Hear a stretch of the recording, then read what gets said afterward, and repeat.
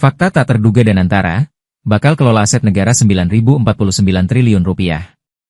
Bayangkan sebuah badan baru yang lahir untuk mengelola kekayaan negara senilai 9.049 triliun rupiah. Ya, Anda tidak salah dengar. Triliunan. Badan ini bukan hanya sekadar lembaga biasa, melainkan sebuah terobosan besar yang akan mengubah cara kita mengelola aset negara. Namanya Danantara, Badan Pengelola Investasi Daya Anagata Nusantara. Inilah cerita di balik lahirnya Danantara, si pengelola aset raksasa Indonesia. Presiden Prabowo Subianto, dengan visi besarnya, resmi meluncurkan Danantara pada 24 Februari 2025. Badan ini bukan hanya sekadar lembaga baru, tapi sebuah langkah strategis untuk mengonsolidasikan aset-aset negara yang selama ini tersebar di berbagai BUMN. Danantara akan menjadi rumah bagi 7 BUMN raksasa, seperti Pertamina, PLN, BRI, BNI, Bank Mandiri, Telkom, dan Mind ID.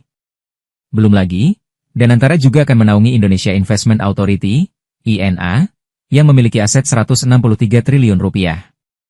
Gabungkan semuanya, dan total aset yang dikelola Danantara mencapai 9.049 triliun rupiah.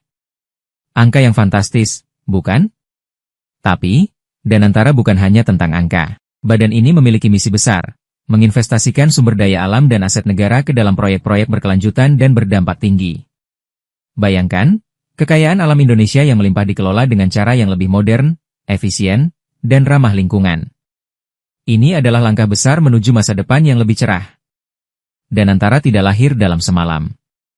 Pembentukannya bahkan sudah direncanakan sebelum Prabowo resmi menjabat sebagai presiden. Setelah menjabat, Prabowo langsung menunjuk sosok berpengalaman, Mulyaman Hadad, mantan bos OJK, untuk memimpin badan ini. Peluncurannya sempat tertunda beberapa kali, tapi akhirnya resmi beroperasi setelah DPR menyetujui revisi UU BUMN. Lalu, dari mana Danantara mendapatkan dananya?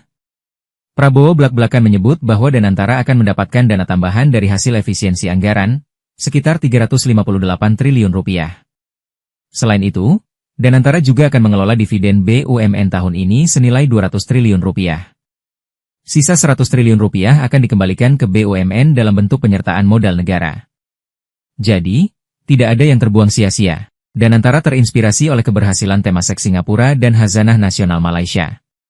Bahkan, Ketua Dewan Ekonomi Nasional, Luhut Binsar Panjaitan, mengaku bahwa perwakilan Temasek kagum dengan pembentukan Danantara. Mereka melihat ini sebagai langkah besar Indonesia dalam mengonsolidasikan aset negara yang nilainya bisa mencapai ratusan miliar dolar. Ikuti terus informasi-informasi lainnya di SIP News Network.